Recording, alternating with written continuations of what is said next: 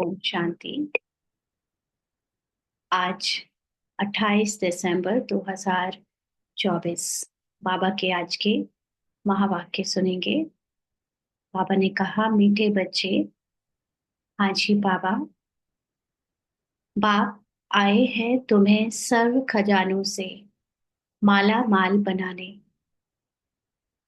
तुम सिर्फ ईश्वरीय मत पर चलो, अच्छी रीति पुरुषार्थ कर वर्षा लो, माया से हार नहीं खाओ। तो बाबा, जो कि ज्ञान का सागर है, उसको पता है कि हम आत्माओं के मूल रूप में सब गुण, शक्तियां, शांति, खजाने सब कुछ भरपूर हैं। लेकिन इस समय जो ड्रामा में रोल चल रहा है, इस समय जो समय चल रहा है ड्रामा अनुसार, उसमें मन जो आत्मा के रूप में अपने आप को समझता है, उस मन में खालीपन आ चुका है। माना वो आत्मा से जब अपने को अलग आइडेंटिटी बनाने के लिए कर्मों में आता है और उसके द्वारा ये शरीर से काम कराता है, पहचाने बनाता है, तो एकदम खाली महसूस करने लगा है अब, क्योंकि अंत में आ चुका है ड्रामा की कहानी में। तो बाबा इस समय जो ज्ञान का सागर है, वो ज्ञान से हमें फिर से हमारा सत्य वापस याद दिला रहे हैं। उस सत्य से हमको पता चल रहा है कि आत्मा का जो ट्रुथ है वो कभी नहीं बदला। ट्रुथ तो हमेशा से सेम था, लेकिन इस मन के अंदर आत्मा से अलग जब पहचान बनना शुरू हुई, उसके कारण ये मन खाली होता गया। तो बाबा अब हमको इन खजानों से मालामाल बना रहा है, ज्ञान से याद दिला रहा है कि हमारे पास क्या क्या भरपूर ऑलरेडी भरा पड़ा है। तो बाबा कहते हैं कि तुम सिर्फ ईश्वरी मत पर चलो। माना अपने को आत्मा निश्चय करके अब ड्रामा से, रोल से, उसके मन से अपने आप को अलग करके न्यारा करके चलो। बाबा से अच्छी रीति पुरुषार्थ का वर्षा लो। माना पुरुषार्थ कैसे करना है उसका अच्छी रीति ज्ञान लो। ये ज्ञान से ही हमको हमारा पुरुषार्थ बाबा कराता है। और माया से हार नहीं खाओ। यानी जो कहानी चल रही है, कहानी में कहीं ना कहीं पे अब तमो प्रधानता होने के कारण मन में, शरीर में, परिस्थिति में हलचल हो रही है, बहुत तूफान आ रहे हैं। लेकिन ये सब कुछ सिर्फ कहानी में है, ये सत्य नहीं है।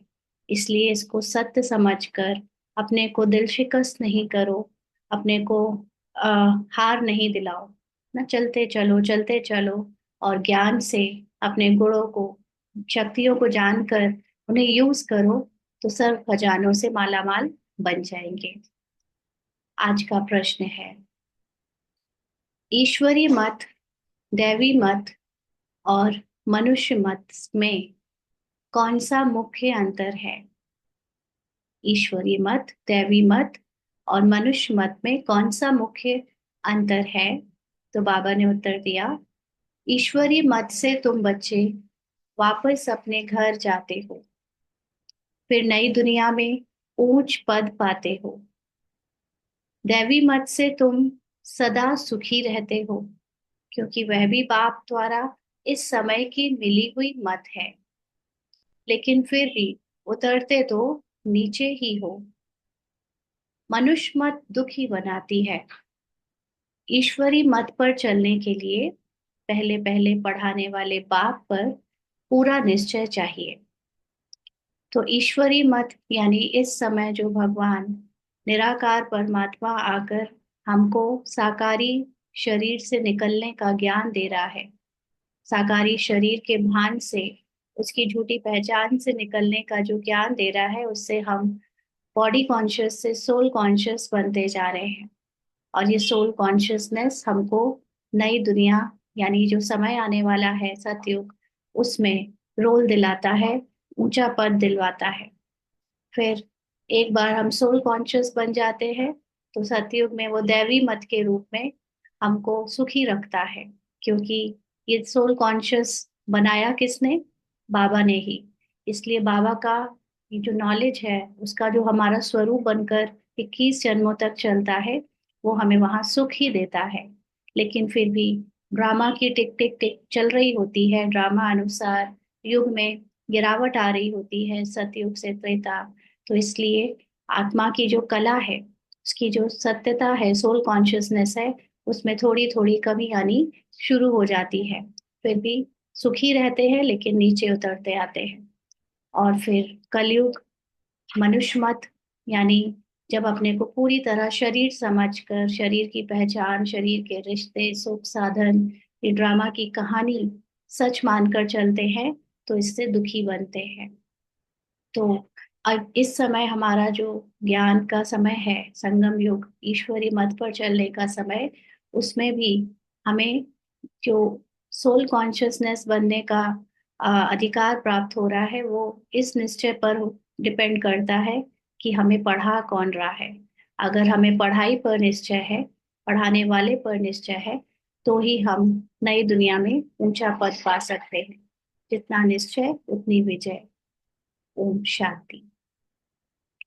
बाप ने अर्थ तो समझाया है। मैं आत्मा शांत स्वरूप हूँ। जब ओम शांति कहा जाता है तो आत्मा को अपना घर याद आता है। यहाँ पर आत्मा मतलब हम सब, जो मन से ना, आत्मा सतयुग त्रेता में तो उसका मन भी सोल कॉन्शियस होता है, माना वो कंप्लीटली सतो प्रधान सतो होता है। लेकिन द्वापर से कलयुग तक आत्मा का मन गिरावट की ओर चला जाता है, क्योंकि देह भान में आकर अपनी नई नई पहचान बनाता है, आत्मा की सतो प्रधानता से दूर हो जाता है।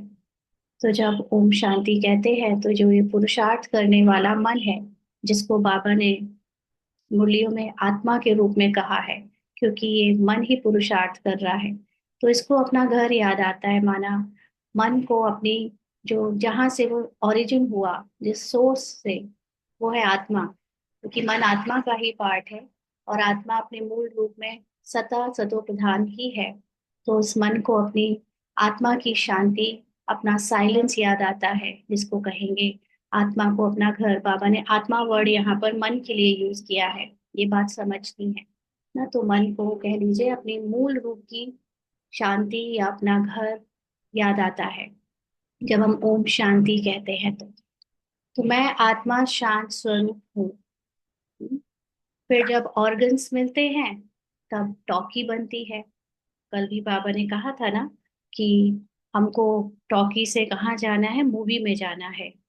तो अभी यहाँ पर साकार मनुष्य लोक में तो शरीर है, इसलिए टॉकी यानी बातचीत करने वाले ऑर्गन से बात करती है। पहले छोटे ऑर्गन्स होते हैं, फिर बड़े होते हैं।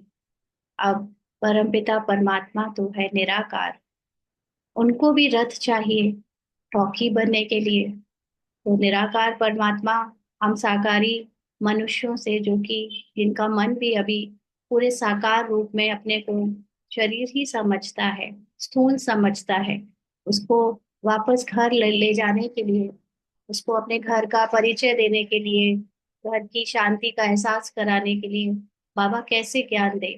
तो उसको भी रथ चाहिए, यानी उसको भी टॉकी बनकर शरीर में आना पड़ता है। तो जैसे तुम आत्माएं परम धाम की रहने वाली हो, यहाँ आकर टॉकी बनती हो। बाप भी कहते हैं मैं तुमको नॉलेज देने के लिए टॉकी बना हूँ। तो बाबा भी शरीर में आकर एक मन बुद्धि संस्कार का स्वरूप लेकर हमको ज्ञान देकर आ जाता है, ताकि हम भी अपने साइलेंस परम धाम की स्थिति में लौट जाएं। बाप अपना और रचना के आदि मध्य अंत का परिचय देते हैं। हम्म, यह है रूहानी पढ़ाई, और वह होती है जिस्मानी पढ़ाई। वह अपने को शरीर समझते हैं।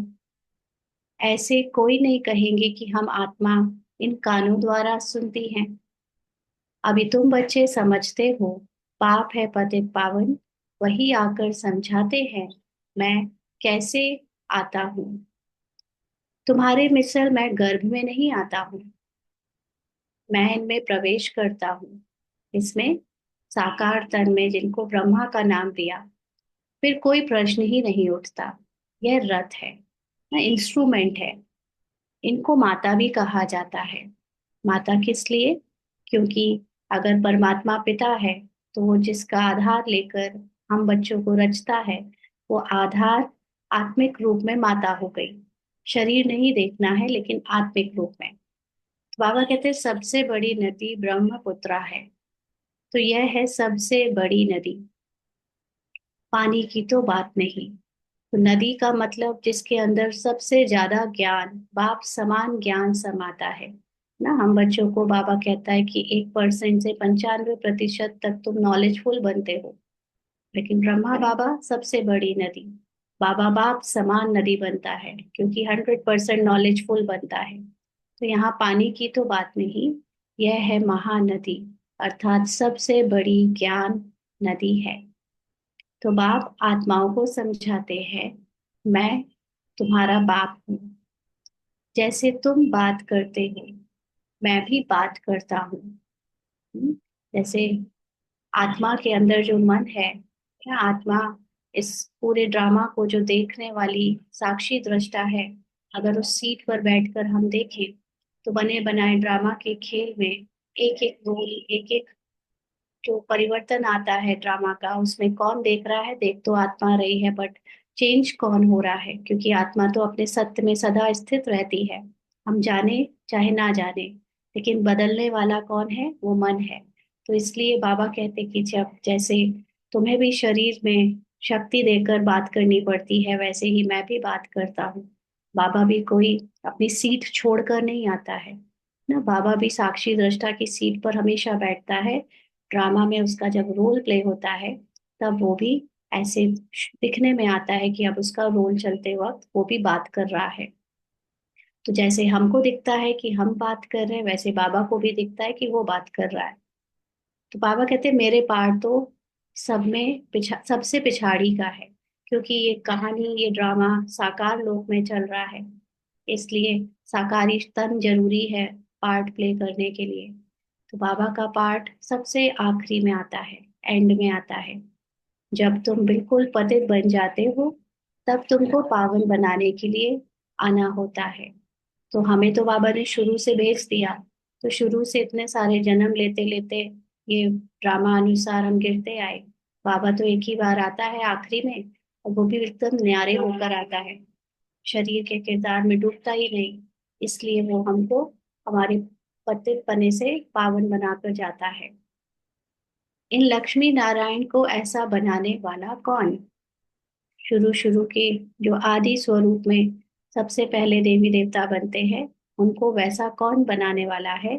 तो बाबा कहते सिवाय ईश्वर के और कोई के लिए कह नहीं सकेंगे।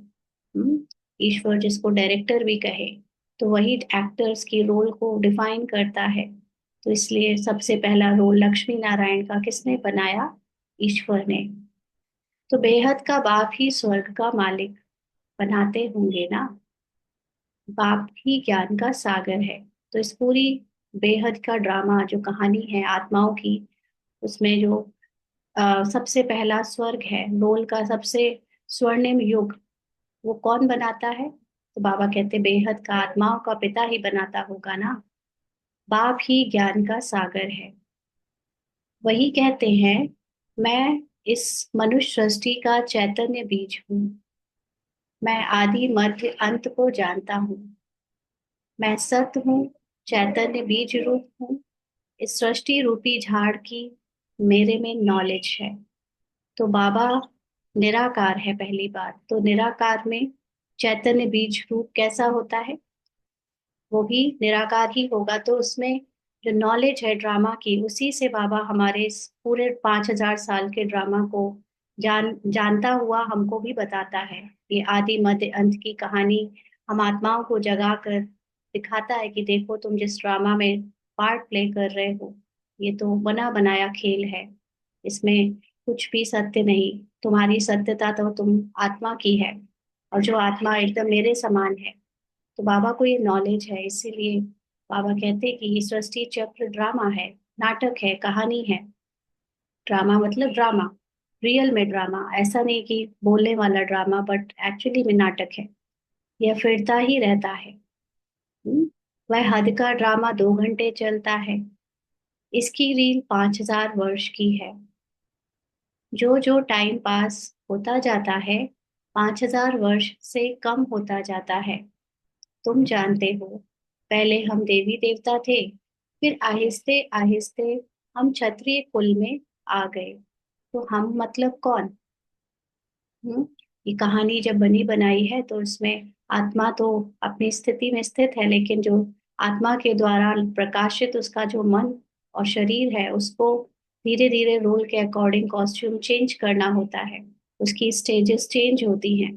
तो फिर वो पहले देवी देवता का रोल प्ले करता है, उस स्टेज में होता है, और धीरे धीरे फिर क्षत्रिय कुल यानी त्रेता में आता है। ऐसे ही बाकी नीचे और गिरता है तो फिर दूसरे कुल का पार्ट प्ले करता है। तो यह सारा राज बुद्धि में है ना। अगर ये सीधा सीधा सीधा देवी देवता क्षत्रिय तो वैश्य और शूद्र होता स्थूल रूप में, तो उसको राज नहीं कहते। राज कब कहते? जब इसमें कुछ भी और भी सीक्रेट बात है। और वो क्या? कि ये कहानी जैसे 3 घंटे की मूवी चलती है स्क्रीन पर, और देखने वाली ऑडियंस साक्षी होकर देखती है। अगर ना देखे, खुद को डुबो दे ड्रामा में, तो फिर वो भी रोती है, वो भी हंसती है, वो भी परेशान होती है। ऐसे ही जब हम अपनी साक्षी दृष्टा ऑडियंस की सीट छोड़कर ड्रामा में डूब जाते हैं, उसके कैरेक्टर में अपनी पहचान बनाकर उसको सच मानते हैं, तो फिर ये जो भी पार होती है स्टेजेस, देवता क्षत्रिय वैश्य शूद्र, इन सब के पार्ट में जो भी ऊपर नीचे होता है, उसमें हमको भी असर पड़ता है। जबकि हम हमेशा से बाहर है, इससे अलग है हम, मतलब ओरिजिनल आत्मा। मन उसमें डूबा हुआ है, इसलिए मन दुखी हो रहा है। तो ये राज बुद्धि में है ना। बाबा को सदा बुद्धि में होता है। बाबा ये राज हमको अपने ज्ञान से आकर सुनाता है। तो यह सिमरन करते रहना चाहिए। हम्म? हम शुरू ये सिमरन करते रहना चाहिए, चीज बहुत जरूरी है। हम लोग जब रोल में होते हैं, पार्ट प्ले कर रहे होते हैं, तो अनेक बातें आती हैं, है ना, सुबह से रात तक। तो हर समय चलते फिरते बात करते कुछ भी ड्रामा में डूब रहे हैं, या थोड़ा सा टाइम मिला तो याद करना है कि ये सब कुछ क्या चल रहा है। नाटक चल रहा है, कुछ भी सत्य नहीं है ना। बार बार इसकी प्रैक्टिस अंदर ही अंदर सिमरन के रूप में करती रहनी है, ताकि ये पक्का निश्चय हो जाए। अदरवाइज हम केवल सुबह नुमा शाम 2 टाइम बैठकर अगर योग करते हैं, तो कर्म करते हमारी स्टेज न्यारी नहीं हो पाती, हम कर्म योगी नहीं बन पाते ना। तो हमें पूरे टाइम सुबह से रात तक इसका सिमरण करना है कि ये जो खेल है वो अपने आप चल रहा है, और उसके अनुसार मन बुद्धि उसमें फंसे हुए हैं। बट मुझ आत्मा का सत्य कभी नहीं बदलता। तो बाबा कहते हैं हम शुरू शुरू में पार्ट बजाने आए तो हम सुदेवी देवता थे। माना आत्मा ने जब रोल में देखा कि शुरू शुरू का आदि पार्ट उसका देवी देवता का था। 1250 वर्ष राज्य किया। टाइम तो गुजरता जाता है ना। लाखों वर्ष की तो बात ही नहीं, लाखों वर्ष का तो कोई चिंतन भी ना कर सके। तुम बच्चे समझते हो, हम यह देवी देवता थे, फिर पार्ट बजाते, वर्ष पिछाड़ी वर्ष पास करते करते अभी कितने वर्ष पास कर चुके हैं। धीरे धीरे सुख कम होता जाता है।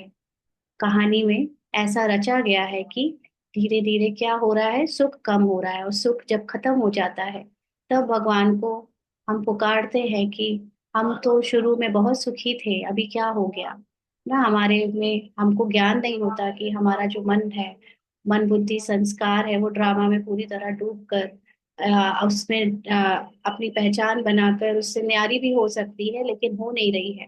तो इसीलिए हमको लगता है कि कोई हमको निकाले, खींचे बाहर, और हमें दुख की दुनिया से बाहर ले जाए। तो इसलिए बाबा कहते हैं कि जब धीरे धीरे वर्ष पास हो जाते हैं, तो धीरे धीरे सुख कम होता जाता है। हर एक चीज सतो प्रधान, सतो रजो तमो होती है। आत्मा के मन बुद्धि संस्कार के साथ साथ ड्रामा में मिली हुई जो भी जड़ चीजें हैं, वो सब भी ये स्टेजेस से पार होती हैं। पुरानी जरूर होती हैं, या फिर है बेहद की बात। अभी तो आत्माओं में भी आत्मा का मन बुद्धि संस्कार की बात चल रही है। तो यह सब बातें अच्छी रीति बुद्धि में धारण कर फिर औरों को समझाना है। सब तो एक जैसे नहीं होते, जरूर भिन्न भिन्न रीति समझाते होंगे। चक्र समझाना सबसे सहज है। हम्म, ड्रामा का ज्ञान देना जो कि सीढ़ी के रूप में है, वो समझाना सबसे सहज है ना, इजी है, क्योंकि बना बनाया सब कुछ उसमें लिखा हुआ है, कुछ भी चलाना नहीं।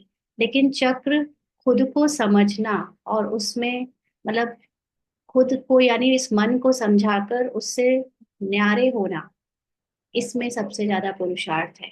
चक्र ऐसे नॉलेज से समझ लिया है, ये सबसे सहज है। बाबा कहते हैं ड्रामा और झाड़ दोनों मुख्य चित्र है। कल्प वृक्ष नाम है ना, कल्प की आयु कितने वर्ष की है यह कोई भी नहीं जानते। मनुष्यों की अनेक मत है, कोई क्या कहेंगे, कोई क्या कहेंगे। अभी तुम अनेक मनुष्य मत को भी समझा है, तुमने अनेक मनुष्य मत को भी समझा है और एक ईश्वरी मत को भी समझा है। हम सब लोग भक्ति मार्ग से आए हैं, तो इतना वेद शास्त्रों का ज्ञान जो मिला उसमें भी हमें वो नॉलेज भी पता है, और जो इस वक्त भगवान दे रहा है वो नॉलेज भी पता है। कितना फर्क है। ईश्वरी मत से तुमको फिर से नई दुनिया में जाना पड़े, और कोई की भी मत से, दैवी मत व मनुष्य मत से वापस नहीं जा सकते। तो इस समय बाबा का जो ज्ञान है ईश्वरी मत, उससे हमें नई दुनिया में जाना पड़े, माना हमारे ही अंदर स्मृति में पुरानी दुनिया बदलकर एकदम नई दुनिया आ रही है। कैसे? सोल कॉन्शियस बनकर। जैसे जैसे हम सोल कॉन्शियस बनते जाते हैं, हमारा दृष्टिकोण एकदम नया होता जाता है ना, और फिर वृत्ति और दृष्टि दोनों बदल जाने से हमारे सामने दुनिया भी एकदम बदल जाती है, नई हो जाती है। जबकि मनुष्यों की जो बातें हैं, मनुष्यों की देहभान की जो बातें हैं, उसको सुनने से, चाहे वो शास्त्रों की नॉलेज ले, चाहे वो हम ऐसे ही जनरल किसी की बातें ले, उसमें हम सोल कॉन्शियस नहीं बनते ना, उसमें हम और ही इसी पुरानी दुनिया में फंसते जाते हैं, कंफ्यूजन में जाते हैं। तो इसलिए ईश्वरी मत और दुनिया की मत में बहुत अंतर है, और मनुष्य मत से हम वापस नहीं जा सकते। माना ये जो मन कलयुग में आकर मन बुद्धि संस्कार पूरी तरह उसमें डूब गए हैं, ये उस शांति को वापस नहीं पा सकते। अब कोई कुछ भी कर ले पूरे संसार में, कहीं भी किसी से भी मेडिटेशन सीख ले, किसी से भी कोई भी शास्त्र पढ़ ले, कोई भी सत्संग सुन ले, लेकिन जो भगवान ज्ञान दे रहा है उसको जाने बिना, ड्रामा को जाने बिना, अपनी आत्मा के सत्य को जाने बिना कोई भी शांति को प्राप्त कर ही नहीं सकता। टेम्परली चेंजेस आते हैं, टेम्परली शांति मिलती है, लेकिन जब तक ड्रामा नहीं जाना है, जब तक सत्य आत्मा का परिचय और उसमें टिके नहीं है, तब तक हम अपने साइलेंस के घर में यानी शांति को वापस हमेशा के लिए प्राप्त नहीं कर सकते। तो बाबा कहते हैं दैवी मत से तुम उतरते ही हो, क्योंकि कला कम होती जाती है ना। देवताओं की मत सोल कॉन्शियसनेस तो थी, लेकिन वो धीरे धीरे खुद को भूलते गए, क्योंकि ड्रामा अनुसार ज्ञान और ईश्वर का सत्य ज्ञान नहीं था। वो तो नेचुरली उनके अभ्यास में जो था बस वही चल रहा था ना, कुछ नया उनमें भर नहीं रहा था, कुछ नया ज्ञान नहीं जा रहा था। इसलिए धीरे धीरे वो ज्ञान का स्वरूप भी कम होता गया, और ड्रामा अनुसार कलाएं कम हो गई। आसुरी मत से भी उतरते हो, और फिर द्वापर से तो शरीर समझकर जो मत मिलती है उसमें तो जल्दी जल्दी गिरावट होती है। परंतु दैवी मत में सुख है, आसुरी मत में दुख है। सत्युग त्रेता में फिर भी आत्मा की स्थिति सतो प्रधान या सतो होती है, तो दुख तो नहीं मिलता। लेकिन द्वापर कलयुग में तो दुख की शुरुआत होते होते अंत में अति दुखी की पार्ट होने लगता है दुख का। दैवी मत भी इस समय बाप की दी हुई है, इसलिए तुम सुखी रहते हो। हम्म, तो बेहद का बाप कितना दूर दूर से आते हैं। तो दूर दूर से आते हैं का मतलब बाबा ने यहाँ जो कहा है उसको हद की बुद्धि, हद का रोल अगर समझेगा तो समझेगा कि बहुत दूर कोई डिस्टेंस से आते हैं। हाँ, बहुत दूरी है, कोई उधर से बाबा आता है। लेकिन दूर का मतलब है जिसकी आत्मा की स्थिति हमारी स्थिति से अति दूर है। माना बहुत हाई है वो, हमसे कॉन्शियसनेस में उसकी सुप्रीम अवस्था है। तो वो हमसे कितना दूर है, और हम कितने देह भान में डूबे हुए, मन बुद्धि संस्कार एकदम तमो प्रधान होकर रखा है। इसलिए उसको दूर दूर से आते हैं कहा जाएगा। ऐसे नहीं कि कोई डिस्टेंस है, क्योंकि आत्मा तो टाइम डिस्टेंस से परे है ना। ये तो यहाँ की भाषा है। टाइम कितना डिस्टेंस, आत्मा के लिए ये सब मैटर नहीं करता। इसीलिए आत्मा को सबसे तीखा रॉकेट कहा है, क्योंकि आत्मा तो झट से इमर्ज हो जाती है, उसको कोई चलने की फिरने की जरूरत नहीं, क्योंकि आत्मा तो है ही दृष्टा ना। अब जो ऑडियंस की सीट पर बैठा है, वो एक जन्म का पार्ट देखे, चाहे वो 56 जन्म का पार्ट देखे, चाहे वो 84th जन्म का पार्ट देखे, उसके लिए कितना दूर है वो पार्ट, वो तो सब जानता है। उसने पूरी कहानी देखी हुई है, तो उसको तो हर पार्ट दिखेगा। जो अंदर है ड्रामा में, उसको लगेगा कि अभी एक जन्म से दूसरे में गए, दूसरे से तीसरे में गए, तीसरे से 84 में गए, ऐसे करते करते उसने 5,000 साल लगाए। क्योंकि ये हद के मन की टाइम डिस्टेंस की डेफिनेशन है, और उसमें वो हद का नाटक हमको रियल लगता है। लेकिन जो दृष्टा बैठकर आत्मा बाबा के समान कंबाइंड होकर बाहर से देखती है पूरे ड्रामा को, उसके लिए कितने दूर है वो फर्स्ट जन्म या 84वां जन्म। हाँ, उसके लिए तो सारा उसके प्रत्यक्ष उसके सामने रखी हुई है मूवी। तो लेकिन कहने हमको ड्रामा में डूबे हुए मन को बाबा जब पढ़ाने आता है, तो फिर दूर दूर से आते हैं। पहले बाबा हम हद के मन को भक्ति की नॉलेज के अकॉर्डिंग ही यूज करता है। जो जानते हैं हम उसी नॉलेज को यूज करता है कि भगवान बहुत दूर रहता है, ऊपर रहता है। तो और हमने हमारे हद के मन ने उसको सच में ऊपर और दूर बना दिया, माने डिस्टेंस में बहुत ऊपर या दूर। बट ओरिजिनली आत्मा जो अपनी स्थिति में स्थित है, वो देखेगी कि दूर का मतलब बाबा अपनी सुप्रीम कॉन्शियसनेस से हम बिल्कुल लोवेस्ट कॉन्शियसनेस वालों के पास आता है, और हमारी कॉन्शियसनेस को जगाता है, अपने जैसा बनाता है। बाबा कहते हैं मनुष्य कमाने के लिए बाहर जाते हैं, जब बहुत धन इकट्ठा होता है तो फिर आते हैं। पाप भी कहते हैं मैं तुम बच्चों के लिए बहुत खजाना ले आता हूँ, क्योंकि जानता हूँ तुमको बहुत माल दिए थे, वह सब तुमने गवा दिया है। तो क्योंकि हम अपने को मनुष्य समझते हैं ना, भले ही पुरुषार्थ करने वाले हम अपने को कहते हैं कि मैं आत्मा हूँ, लेकिन पूरा भान एज अ ब्राह्मण, एज अ बीके मनुष्य का ही रहता है ना। मनुष्य के अंदर मैं आत्मा हूँ ये याद करने की कोशिश करते हैं। तो लेकिन मनुष्य का जो भान है, उसके कारण बाबा हमको एग्जाम्पल भी मनुष्यों के रूप में देते हैं कि जैसे बच्चों को जैसे धन कमाने के लिए बहुत दूर जाया जाता है, और फिर जब धन इकट्ठा हो जाता है तो फिर लौट कर आते हैं। ऐसे ही हम सबको बाबा ने, बाबा मतलब अभी जो भगवान के रूप में हमको पिता के रूप में मिला है, वो हमको बता रहा है कि तुमको सतयुग में बहुत कुछ देकर भेजा था, वो तुमने गवा दिया।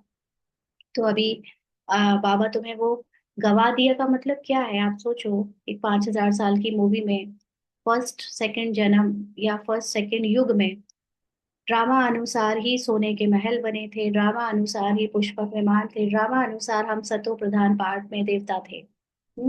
फिर कलयुग में हम ड्रामा अनुसार कलयुगी तमो प्रधान पार्ट प्ले कर रहे हैं। ड्रामा अनुसार ये जड़ीभूत प्रकृति हो चुकी है। तो इसमें क्या देना है, क्या दिया है बाबा ने और क्या लिया है, ये तो पीछे की बैकग्राउंड की स्क्रिप्ट है, जो अपने आप समय अनुसार बजती रही और पार्ट प्ले होता रहा।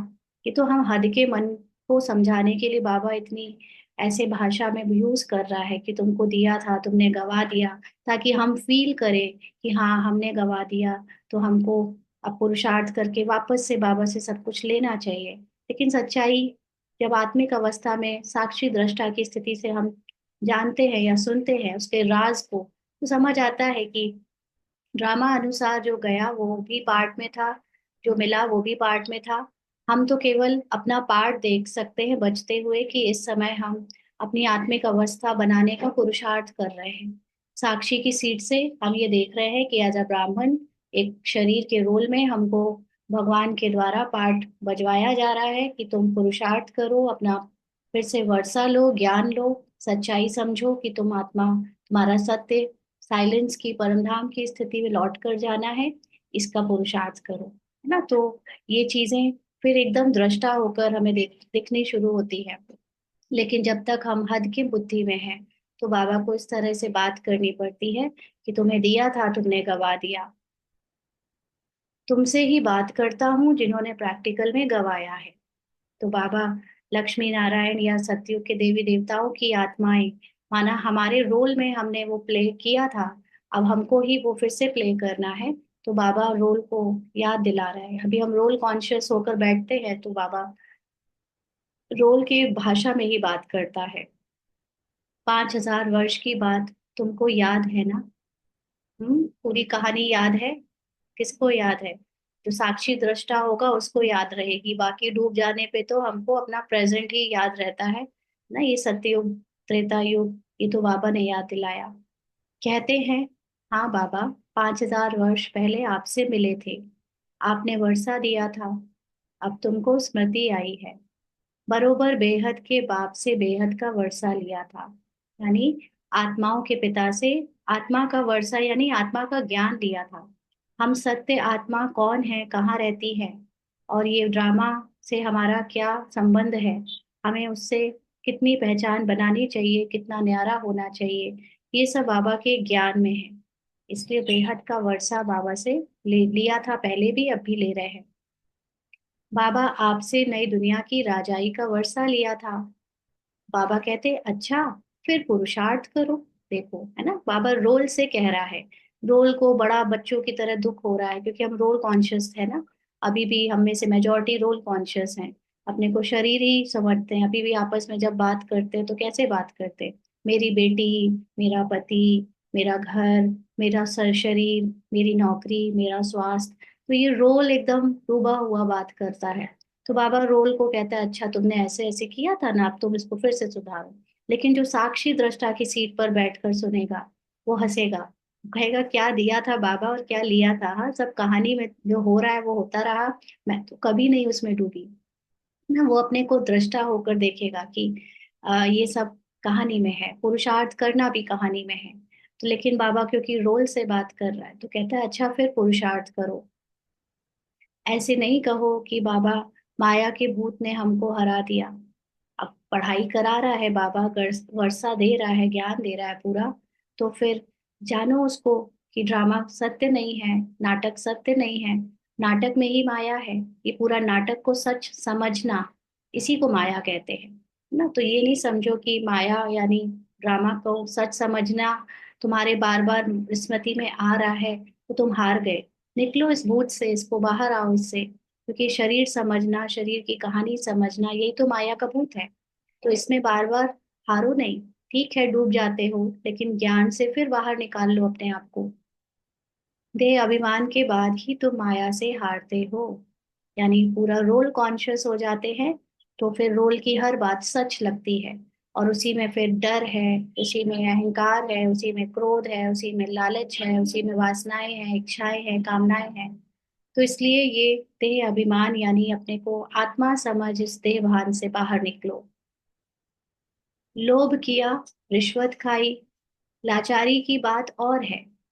बाबा जानते हैं लोभ के सिवाय पेट पूजा नहीं होगी, तो हर्जा नहीं। अब कहानी में है, कहानी में कलयुग चल रहा है, कलयुग में ऐसे स्क्रिप्ट में है कि भाई आप जब तक थोड़ा सा चीजों को महंगा करके नहीं बेचोगे, प्रॉफिट ज्यादा नहीं बनाओगे, तो आपकी पेट नहीं भर सकता, क्योंकि महंगाई है उस हिसाब से।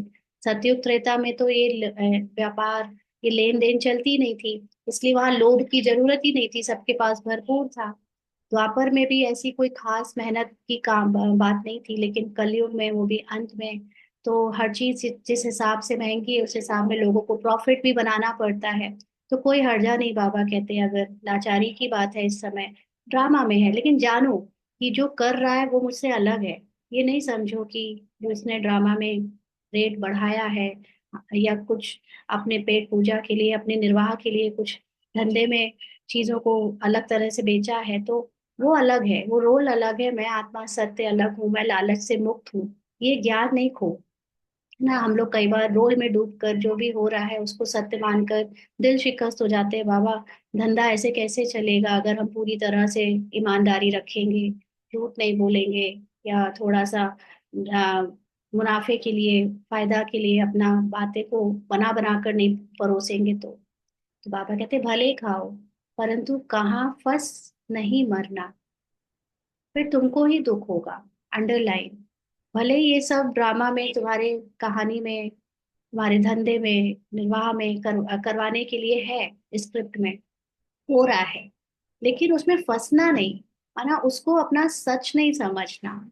वो रोल तुम्हारा सत्य नहीं है। नहीं तो अगर तुमने उसको सत्य समझ लिया कि मैं ही लोभ कर रहा हूँ, मैं ही रिश्वत ले रहा हूँ, तो वो तुमको दुख देगा। बाबा कहते पैसा मिलेगा, खुश हो जाए, खुश होकर खाएंगे। कहाँ पुलिस ने पकड़ लिया तो जेल में जाना पड़ेगा।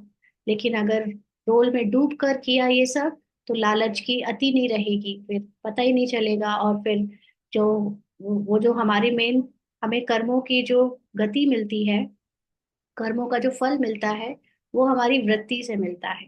हमने किस अ, वृत्ति से वो कर्म किया।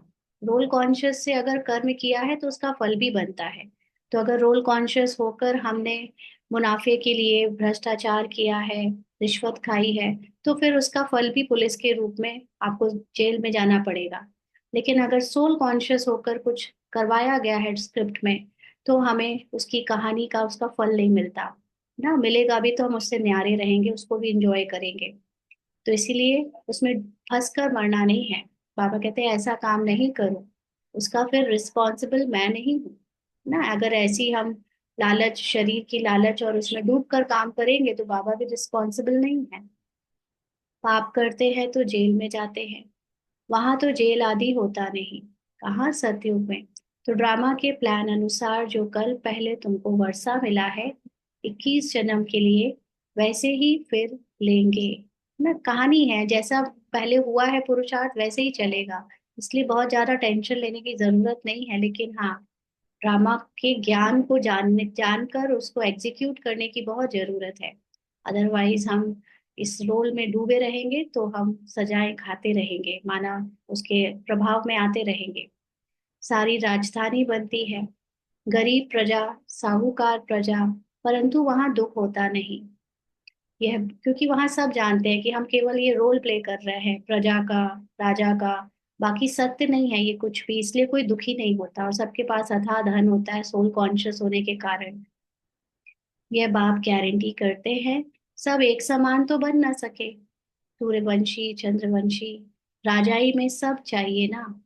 बच्चे जानते हैं कैसे बाप हमको विश्व की बादशाही देते हैं, फिर हम उतरते हैं। स्मृति में आया ना, स्कूल में पढ़ाई स्मृति में रहती है ना, यहाँ भी बाप स्मृति दिलाते हैं। ये रूहानी पढ़ाई दुनिया भर में और कोई पढ़ा ना सके, ये आत्मा की पढ़ाई है।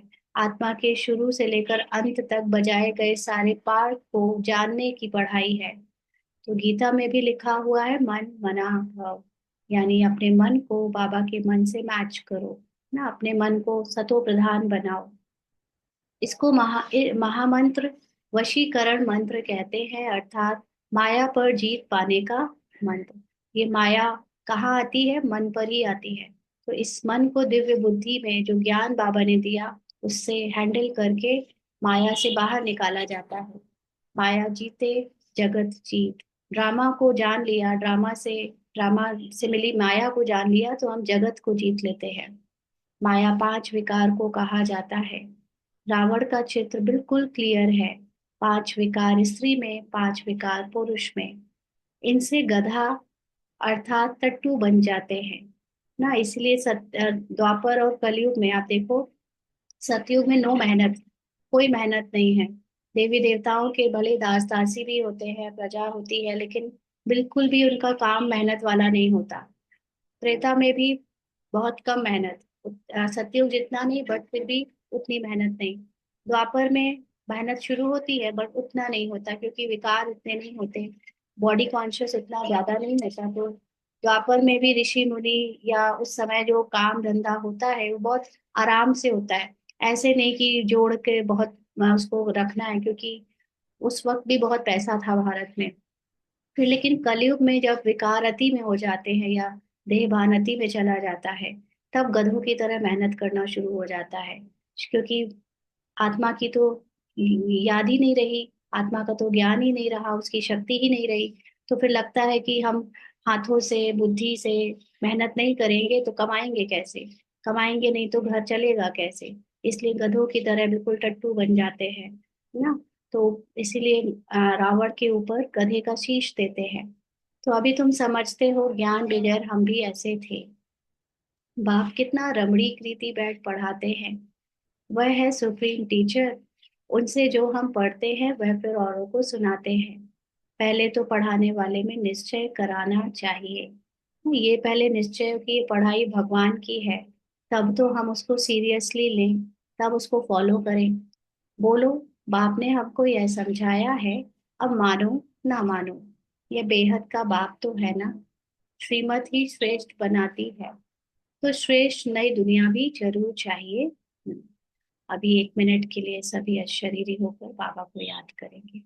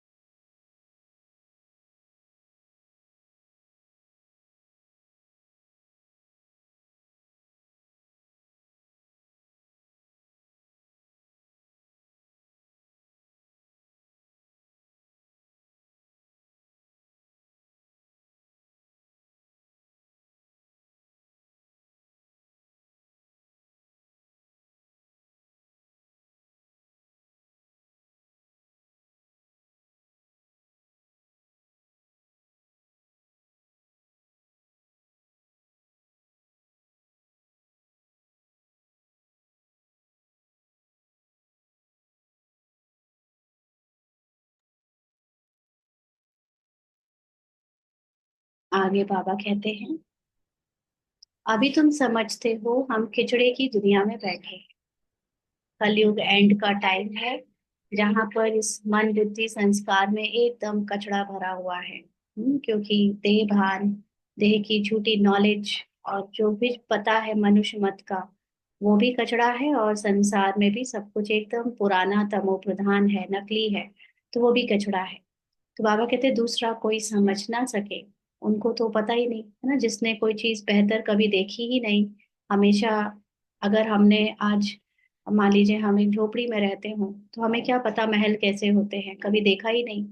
तो ऐसे ही जो आज की दुनिया के लोग हैं, जिस जो मन बुद्धि संस्कार जिसको नॉलेज नहीं, उसको तो यही रियल लगेगा, उसको तो यही स्वर्ग लगेगा। लेकिन जिसने सतयुग देखा है, त्रेता देखा है, उसको तो ये दुनिया कचड़े की दुनिया ही लगेगी। तो बाबा कहते हैं दूसरा कोई समझ ना सके, वहां हम बहिष्ठ स्वर्ग में सदा सुखी रहते हैं। यहाँ नर्क में कितने दुखी हैं। इसको नर्क कहो या विषय वैतरणी नदी कहो, पुरानी दुनिया छी छी है। हाँ? यानी पुराना मन, पुरानी बुद्धि संस्कार, ये भी क्या है, छी छी। हमको तो यहीं पे नर्क और स्वर्ग चाहिए ना, अपनी स्मृति में। तो ये अभी हम खुद भी जानते हैं कि हमारे अंदर पुरानी स्मृति, पुराने देह का भान, संस्कार सब कितने छी छी थे। तो जब उनको छी छी समझेंगे तब तो उनसे निकलेंगे। बाबा कहते हैं अभी तुम फील करते हो, कहाँ सतयुग स्वर्ग और कहाँ कलयुग नर्क। स्वर्ग को कहा जाता है वंडर ऑफ वर्ल्ड। त्रेता को भी नहीं कहेंगे। स्वर्ग यानी जो स्टार्टिंग में फर्स्ट जन्म से हमें नई स्मृति मिलती है एकदम, और वो बाहर की दुनिया एकदम सतो प्रधान, वो है वंडर ऑफ वर्ल्ड। उसको लोग वंडर कर अगर देखने में आ जाती, अभी तो बुद्धि से भी उसको देख नहीं पा रहे, लेकिन अगर आती तो वो सबके लिए एक बहुत बड़ा बड़ा वंडर होती कि ये कैसे हो, ऐसी दुनिया भी होती है जहाँ सब संकल्पों से काम हो, जहाँ बिना भान के लोग अपना पार्ट प्ले करें, जहाँ कोई अहंकार नहीं, शरीर का भान नहीं, इतनी पवित्रता, इतनी सुंदरता। तो वो है वंडर। बाकी तो आजकल जो बिल्डिंग बनाते हैं, स्थूल चीजें बनाते हैं, उसको क्या वंडर कहेंगे। बाबा कहते हैं यहाँ इस गंदी दुनिया में रहने में मनुष्यों को कितनी खुशी होती है। हाँ? विष्ठा के कीड़े को भ्रमरी भू भू कर आप समान बनाती है। तुम भी किचड़े में पड़े हुए थे, हम भी तो ये शरीर और शरीर की दुनिया में ही सुख देखते थे। यही घर गृहस्थी, बाहर जो भी इंजॉयमेंट के लिए चीजें मिली है, उस कचड़े को सच समझकर खुश होते रहते थे। बाबा ने कहा, मैंने आकर भू भू कर तुमको कीड़े से, अर्थात शूद्र से, ब्राह्मण बनाया है। ब्राह्मण मतलब ज्ञानी बनाया है, ना, जिसको सत्य और झूठ के बीच में अंतर पता है। तो आत्मा आत्मा का ज्ञान दिया, शरीर के ज्ञान अज्ञानता की बातों से न्यारा किया, तो ब्राह्मण बनाया। अभी तुम डबल सिरताज बनते हो, तो कितनी खुशी रहनी चाहिए।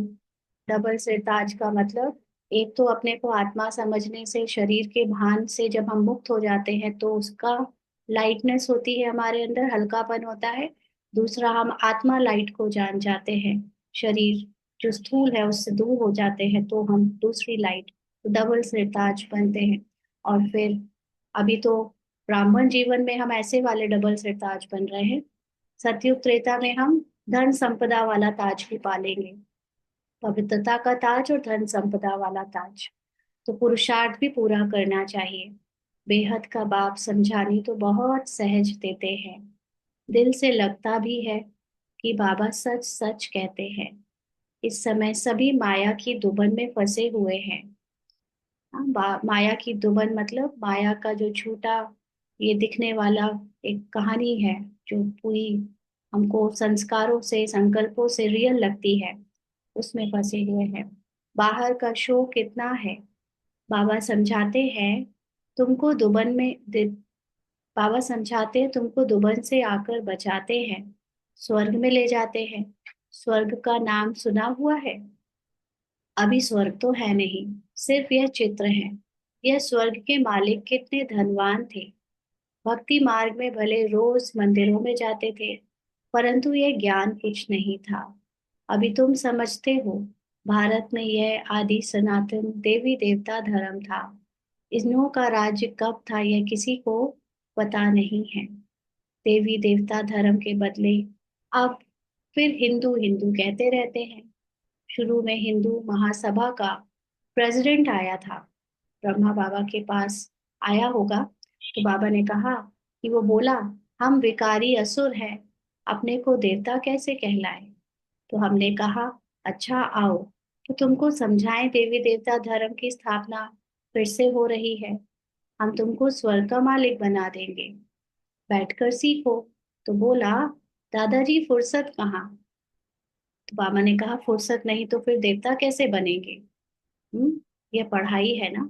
इसीलिए ड्रामा अनुसार हम बाबा के बच्चों को, जिन जिन को इस जन्म में फुर्सत मिली है, माना ज्यादा मेहनत नहीं मिल रही है, हाँ, ज्यादा बाबा ने अमीर नहीं बनाया है, ज्यादा काम काज में नहीं फंसाया है, तो लकी है ना, देवी देवता बनने की पढ़ाई करने का समय मिल रहा है। क्योंकि अध्यात्म में समय चाहिए ना, ये पढ़ाई कोई ऐसे ही नहीं चलते फिरते हो जाएगी।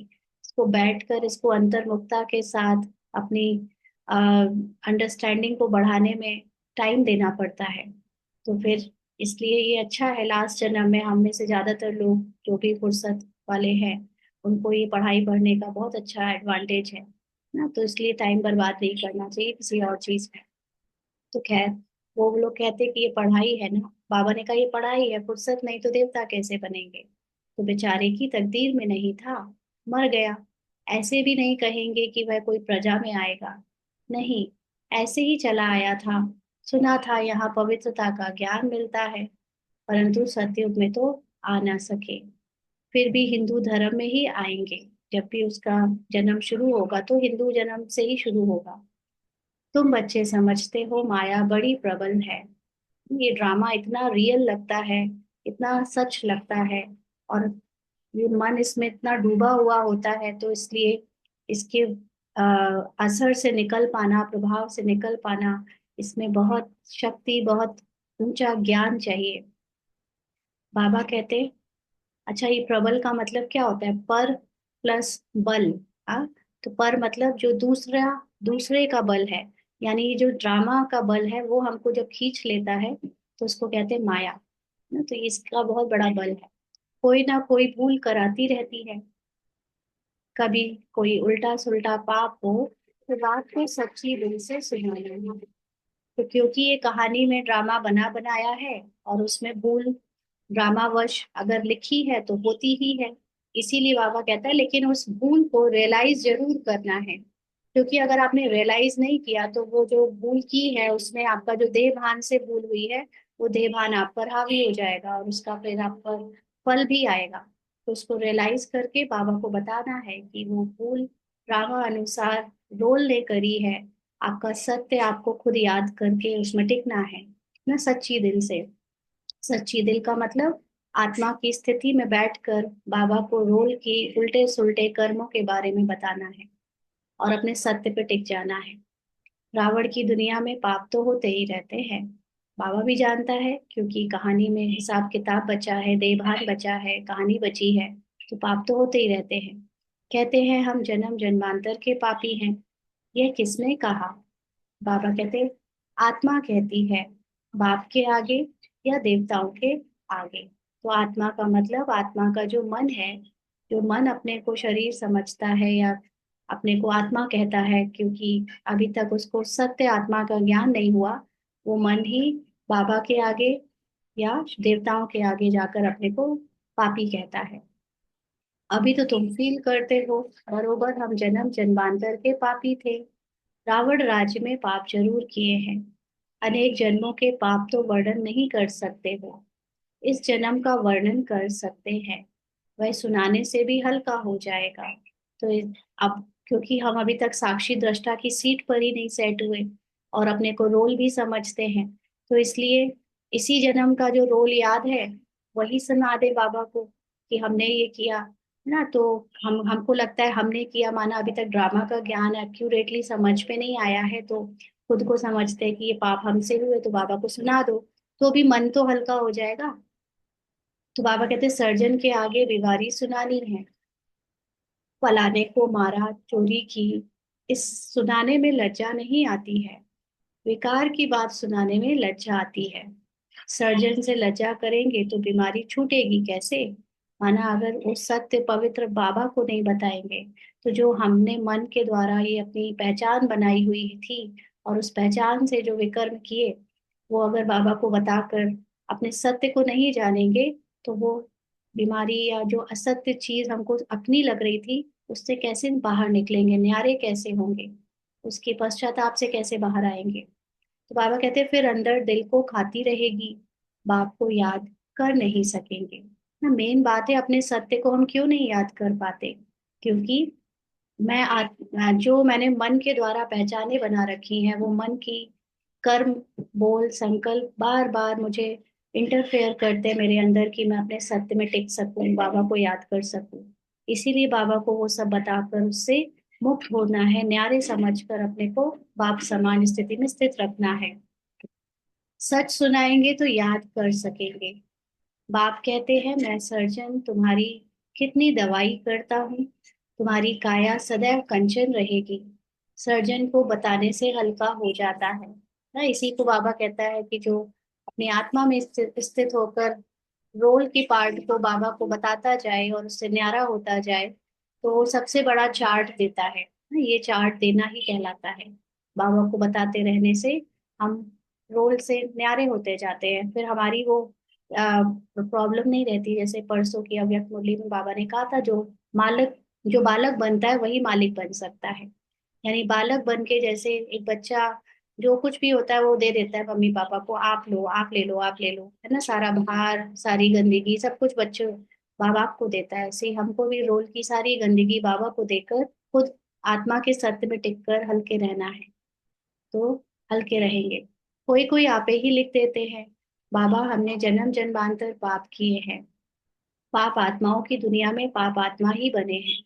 तो ये सब कौन किसके लिए कह रहा है बाबा? रोल में डूबे हुए मन के लिए ना। वो मन कहेगा कि मैंने जन्म जन्मांतर पाप किए, पाप की दुनिया में पाप आत्मा बने हैं। अब बाप कहते हैं बच्चे, तुम्हें पाप आत्माओं से लेन देन नहीं करनी है। पाप आत्माओं से लेन देन का मतलब, जो दूसरे भी अपने को रोल समझते हैं और आप भी अपने को रोल समझकर अगर उनसे लेन देन में आते हो, तो मतलब आपका अभी कर्मों का हिसाब किताब बन जाएगा। इसलिए हम अगर कोई लेन देन होती भी है, जैसे गृहस्थ में रहने वालों की तो चलती ही है, लेकिन अपने को आत्मा समझकर उस रोल से न्यारे करके लेन देन करो, ये नहीं समझो कि वो मैं आत्मा कर रही हूँ, बल्कि वो रोल कर रहा है। तो उससे हम उसके प्रभाव से न्यारे रहेंगे। तो बाबा कहते हैं पाप आत्माओं से लेन देन नहीं करनी है। सच्चा सदगुरु अकाल मूरत है बाप, वह कभी पुनर्जन्म में नहीं आते हैं। उन्होंने अकाल तक नाम रखा है, परंतु अर्थ नहीं समझते हैं। बाप ने समझाया है, आत्मा का यह तख्त है और शोभना भी यहाँ है, तिलक भी यहाँ, यानी प्रकृति में देते हैं ना, तो असल में तिलक एकदम बिंदी मिसल देते थे। अभी तुमको अपने को आपे ही तिलक देना है, माना खुद को याद दिलाना है, स्मृति दिलानी है कि तुम कौन हो। बाप को याद करते रहो। जो बहुत सर्विस करेंगे तो बड़ा महाराजा बनेंगे। तो सर्विस का मतलब है जो अपने को सबसे ज्यादा याद दिलाएंगे कि मैं आत्मा हूँ, शरीर नहीं। वही सेवा है सबसे बड़ी, क्योंकि उस आत्मा की स्थिति में ही सबसे ज्यादा चारों तरफ वाइब्रेशन फैलती है, तो वो बड़ा महाराजा बनेंगे। नई दुनिया में पुरानी दुनिया की पढ़ाई थोड़े ही पढ़ना है। तो इतनी ऊंच पढ़ाई पर फिर अटेंशन देना चाहिए। ये पढ़ाई केवल अभी हो रही है। इस पढ़ाई से हम ड्रामा से न्यारे होकर अपने सत्य को जान रहे हैं। तो उस सत्य को जानने में गफलत नहीं करनी चाहिए ना, उसमें ज्यादा से ज्यादा टाइम देना चाहिए। यहाँ बैठते हैं तो भी कोई का बुद्धि योग अच्छा रहता है, कोई का कहाँ कहाँ चला जाता है। कोई 10 मिनट लिखते हैं, कोई 15 मिनट लिखते हैं। जितना चार्ट अच्छा होगा, उनको नशा चढ़ेगा। बाबा, इतना समय हम आपकी याद में रहे। 15 मिनट में जास्ती तो कोई लिख नहीं सकते। बुद्धि इधर उधर भागती है। अगर सब एक रस हो जाए तो फिर कर्मातीत अवस्था हो जाए। बाप कितनी मीठी मीठी लवली लवली बातें सुनाते हैं। ऐसे तो कोई गुरु ने नहीं सिखाया, है ना। ड्रामा अनुसार इसीलिए सबकी अवस्था ऊपर नीचे हो रही है, क्योंकि अभी कर्मातीत होने का समय नहीं आया है ड्रामा में। जब आएगा समय तो सबकी स्थिति अपने आप अपने अपने रोल के अकॉर्डिंग एक रस होने लगेगी। गुरु में सिर्फ एक थोड़े सुख सीखेगा। बाबा कहते हैं ऐसे तो कोई गुरु ने नहीं सिखाया। गुरु से सिर्फ एक थोड़े ही सीखेगा, गुरु से तो हजारों सीखे ना। अगर किसी को लगता है कि ब्रह्मा गुरु है, तो फिर तो, या ब्रह्मा को किसी गुरु ने सिखाया, तो सिर्फ एक ब्रह्मा को थोड़ी ना सिखाएगा, फिर तो हजारों को सीखना चाहिए ऐसे। तो सतगुरु से तुम कितना सीखते हो। यह है माया को वश करने का मंत्र, यानी उस सत्य गुरु को ही याद करना है और किसी को नहीं। माया 5 विकारों को कहा जाता है। धन को संपत्ति कहा जाता है। लक्ष्मी नारायण के लिए कहेंगे, इन्हों के पास बहुत संपत्ति है। लक्ष्मी नारायण को कभी माता पिता नहीं कहेंगे। आदिदेव आदि देवी को जगत पिता जगत अम्बा कहते हैं, इनको नहीं। हम्म, ये स्वर्ग के मालिक हैं। अविनाशी ज्ञान धन लेकर हम इतने धनवान बने हैं। अम्बा के पास अनेक आशाएं लेकर आते हैं। लक्ष्मी के पास सिर्फ धन के लिए आ जाते हैं और कुछ नहीं। तो बड़ी कौन हुई, पूछ रहे हैं बाबा। अगर रोल के अकॉर्डिंग देखा जाए तो लक्ष्मी का रोल बड़ा है या अम्बा का रोल बड़ा है। लक्ष्मी की पूजा एक ही बार होती है ना। लक्ष्मी जी को घर घर में नहीं रखते, ऐसे रोज पूजा करने वाली चीज में नहीं रखते। जबकि अम्बा के चित्रों में और अम्बा की पूजा ज्यादा करते हैं। तो बाबा कहते हैं ये किसी को पता नहीं, अम्बा से क्या मिलता है, लक्ष्मी से क्या मिलता है। लक्ष्मी में सिर्फ धन मांगते हैं, अम्बा से तुमको सब कुछ मिलता है ना। कोई कुछ सब सारी मनोकामनाओं के लिए वैष्णो देवी, दूसरी दूसरी देवियों के पास जाता है, तो वो सब अम्बा है। अम्बा का नाम जास्ती है, क्योंकि माताओं को दुख भी बहुत सहन करना पड़ा है, तो माताओं का नाम जास्ती होता है।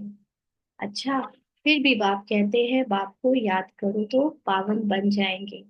चक्र को याद करो, दैवी गुण धारण करो, बहुतों को आप समान बनाओ।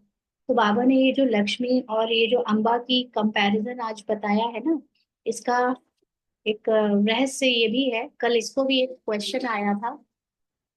क्वेश्चन ऐसा था कि थोड़ा सा मातेश्वरी मम्मा के ऊपर एक क्वेश्चन आया कि उनके पुरुषार्थी जीवन में उनको ऐसा बहुत ज्यादा स्ट्रगल नहीं करना पड़ा। उनके पिताजी नहीं थे तो कोई घर से स्ट्रगल नहीं था कि ज्ञान में आने के लिए उन्हें कोई रोके। हाँ, और फिर माँ भी आ गई थी ज्ञान में, घर में सब लोग आराम से ज्ञान में आ गए, तो उसमें भी कोई स्ट्रगल नहीं। फिर यहाँ भी उनके ऑलरेडी रोल में स्वभाव संस्कार सब कुछ पहले से ही अच्छा था, तो ऐसे उसके ऊपर भी कोई फाइट करने की जरूरत नहीं पड़ी, अपने संस्कारों को भी ज्ञान से बदलने की बहुत ज्यादा जरूरत नहीं पड़ी। और यज्ञ में आकर ज्ञान अच्छा उठाया तो भगवान ने पहले से ही कह दिया कि ये सरस्वती है या ये लक्ष्मी बनेगी। तो यज्ञ में भी सबने उनको पहले से ही रिगार्ड देना शुरू कर दिया। उनको यज्ञ में भी किसी से विरोध नहीं मिला, बना बनी बनाई एक तरह से सारी स्क्रिप्ट अनुसार उनको सहजता से सब कुछ मिला। जबकि ब्रह्मा बाबा ने फिर भी स्ट्रगल किया ना, तो मम्मा का कोई स्ट्रगल का टाइम नहीं है। बट फिर भी उनके अंदर जो अंडरस्टैंडिंग है ज्ञान की, हम लोगों को ज्ञान की अंडरस्टैंडिंग तब अच्छी होती है जब हम लोग विरोध का, एक्सपीरियंस का अनुभव कर लेते हैं और उसके बाद ज्ञान को अप्लाई करते हैं, तो हमारे पास अनुभव युक्त वो ज्ञान आता है। बट मम्मा को ये सब अनुभव नहीं भी थे, लेकिन तब भी उनके पास ज्ञान की बहुत क्लैरिटी थी। तो वो जो अम्बा का उनका पार्ट बजा, वो ज्यादा ऊंचा बना। फिर इससे फर्क नहीं पड़ता कि वो लक्ष्मी बनेंगी या कुछ भी बनेगी, क्योंकि सतयुग में कौन क्या बनेगा किसी को याद भी नहीं रहेगा, और ना वहां भान होगा ना हमको अभी पता है। इसलिए जो अभी यहाँ पे हम लोग, कई लोग दिल शिकस्त हो जाते हैं ना, पुरुषार्थ करते करते कि हमारा तो अच्छा पार्ट नहीं बनेगा या बनेगा, तो दोनों में ही उसकी चिंता नहीं करनी चाहिए। हमको सतयुग में क्या बनना है उसकी चिंता बिल्कुल छोड़ देनी चाहिए। हमको इस समय अम्बा की तरह ज्ञान की देवी बनकर ज्ञान को अभी अपने पार्ट को बेस्ट बनाने में एफर्ट करना चाहिए। क्योंकि आगे चलकर तो जिसको जो बनना है, कोई फायदा नहीं, क्यों जानते ही नहीं तो क्या मतलब। बट अभी तो जानते हैं ना, अभी तो ज्ञान से हम अपनी अंडरस्टैंडिंग को बेहतर बनाकर अभी ये जो समय है उसको सुंदर तरीके से बिता सकते हैं, अगर जितना अच्छा जानेंगे। तो बाबा ने कहीं ना कहीं उसको इस तरह से आज एक्सप्लेन किया है। तो इसलिए लक्ष्मी और अम्बा का कंपैरिजन दिया है कि हम इस समय अम्बा बन रहे हैं, है ना, एक एक की बात नहीं, हम सब अम्बा बन रहे हैं। फिर लक्ष्मी जो बनेगा, बनना होगा बन जाएगा, क्या फर्क पड़ता है ना। इसलिए भविष्य छोड़कर प्रेजेंट में पुरुषार्थ अच्छा करना है। तो बाबा कहते हैं, अच्छा फिर भी बाप कहते हैं बाप को याद करो तो पावन बन जाएंगे। चक्र को याद करो, दैवी गुण धारण करो, बहुतों को आप समान बनाओ। तो जो अम्बा वाला काम जो इस समय है हमारे अंदर, ज्ञान को जानकर, ड्रामा को जानकर, आत्माभिमानी बनकर दैवी गुण धारण करना, और अपने दूसरों को भी अपने जैसा ज्ञान देकर ड्रामा से न्यारे बनाना। बाबा कहते हैं गॉड फादर के तुम स्टूडेंट हो, कल्प पहले भी बने थे, फिर अब भी वही एम ऑब्जेक्ट है। यह है सत्य नर से नारायण बनने की कथा। अच्छा, मीठे मीठे सिकी लदे बच्चों प्रति माता पिता बाप दादा का याद प्यार और गुड मॉर्निंग। रूहानी बाप की रूहानी बच्चों को नमस्ते। हम रूहानी बच्चों की रूहानी बाप दादा को याद प्यार, गुड मॉर्निंग और नमस्ते बाबा। शुक्रिया, थैंक यू बाबा। धारणा के लिए मुख्य सार। पहला पॉइंट, अपनी बीमारी सर्जन से कभी भी छिपानी नहीं है। अपनी का मतलब ये मन को पूरे ड्रामा में जो भी फील होता है, जो भी गलतियां शरीर के द्वारा करवा रहा है ड्रामा, या सेंसेशन एक्सपीरियंस, जो भी रियलाइजेशन हो रहा है, वो बिल्कुल बाबा से छुपाना नहीं है। अंदर डर लग रहा है, अंदर कैसी कैसी फीलिंग आ रही है, सब कुछ बाबा को बतानी है। माया के भूतों से स्वयं को बचाना है, क्योंकि अगर हम पहचानेंगे नहीं तो ये माया के भूत अंदर ही बैठे रहेंगे। बाबा को बता देते हैं, उससे न्यारे होकर बाबा को याद करते, माना अपने सत्य को याद करते, तो हम उससे बच जाते हैं। और अगर नहीं बताया तो हम डूबे रहेंगे उसी माया के भूत में। अपने को राज तिलक देने के लिए सर्विस जरूर करनी है। तो दूसरों को ज्ञान देना ये भी सेवा है, लेकिन उसके पहले खुद को ज्ञान देकर उस ज्ञान का स्वरूप बनना, ये सबसे बड़ी सेवा है। तो हम जैसे जैसे खुद ज्ञान स्वरूप बनते जाते हैं, ऐसा हो ही नहीं सकता कि हमको ज्ञान देने की सेवा भी ना मिले।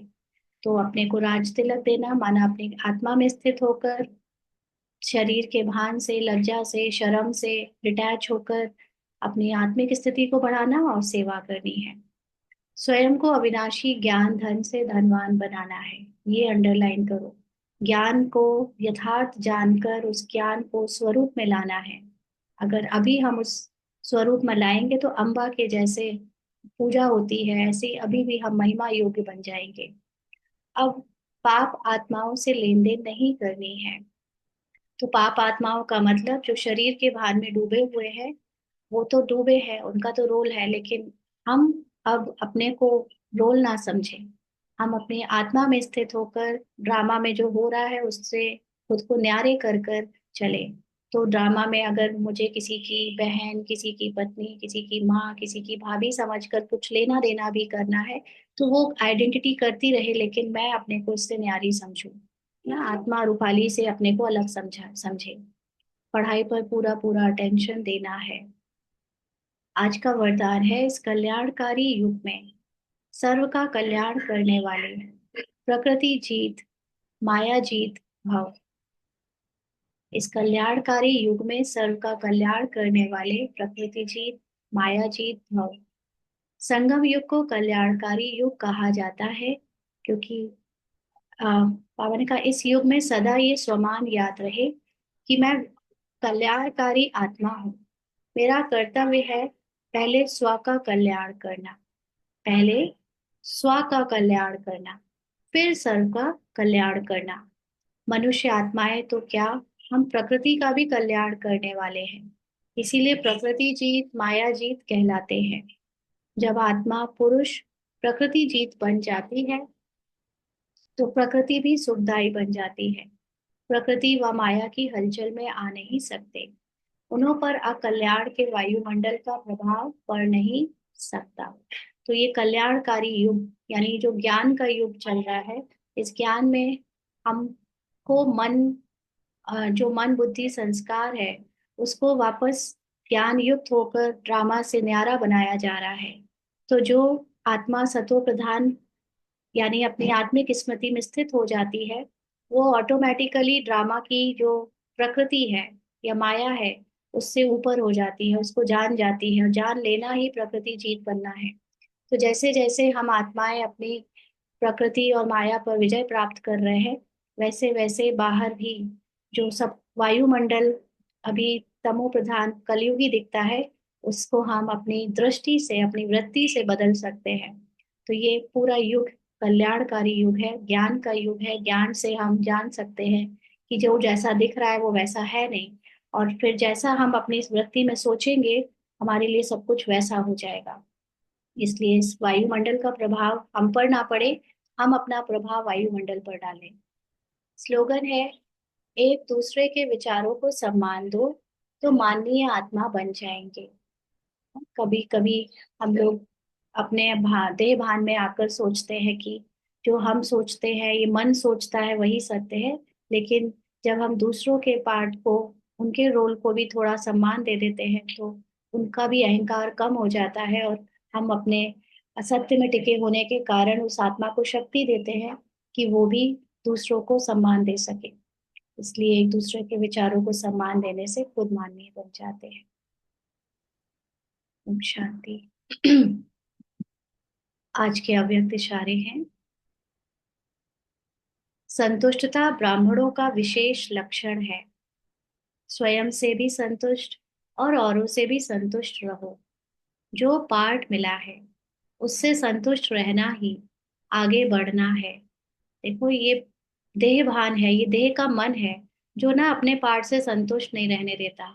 उसको लगेगा कि वो फला बहन, वो फला भाई, वो फला को ज्यादा अच्छा पार्ट मिला है, उनको ज्यादा अच्छे से सेवाएं मिली हैं, उनको ज्यादा आगे जाना जाता है। तो ये सारी चीजें इस हद के मन में आती हैं। लेकिन जो आत्मा अपने सत्य में स्थित है, उसका तो गुण ही है संतुष्ट रहना। और उस आत्मा को अपने सत्य स्थिति से दिखता है कि सारा संसार में जितने भी पार्ट बज रहे हैं वो जस्ट पार्ट हैं, जस्ट रोल है। उसमें कोई का ऊपर होना नीचे होना, इससे कोई फर्क नहीं पड़ता, क्योंकि हर आत्मा अपने सत्य में एक जैसी है। और जब सब एक जैसी है, तो पार्ट में कोई ऊपर कोई नीचे है भी, या कोई आगे या पीछे है भी, तो उसमें ड्रामा है, कहानी है, उसमें कुछ भी सत्य नहीं है जिसको हम फील करें। इसलिए जो अपने पार्ट से संतुष्ट रहना रहता है, मतलब वो आगे बढ़ रहा है। इससे फर्क नहीं पड़ता कि आपसे सेवा ज्यादा हो रही है या आपको ज्ञान ज्यादा समझ में आ रहा है। लेकिन आपको जितना समझ आ रहा है, उतने में भी अगर आप संतुष्ट हो, तो आप उनसे ज्यादा आगे हो। जो बहुत ज्ञान जान लेने के बाद भी अपने से संतुष्ट नहीं है, जो बहुत सेवा करने के बाद भी अपने से संतुष्ट नहीं है। अगर आपको कोई भी सेवा नहीं भी मिली, जैसे अलौकिक सेवा जो मिलती है, लेकिन आप उसमें भी संतुष्ट हो, तो आप उनसे आगे हो, क्योंकि संतुष्टता आत्मा का मूल गुण है। और उस गुण में रहना, ये हमको आगे बढ़ाता है। तो कितना भी कड़ा पेपर आ जाए, लेकिन संतुष्ट रहना है और संतुष्ट करना है।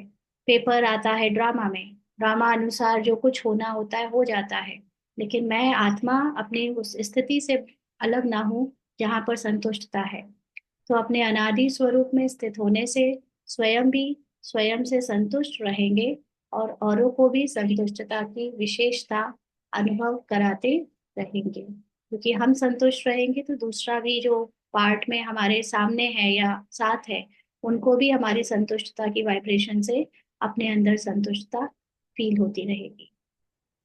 ओम शांति।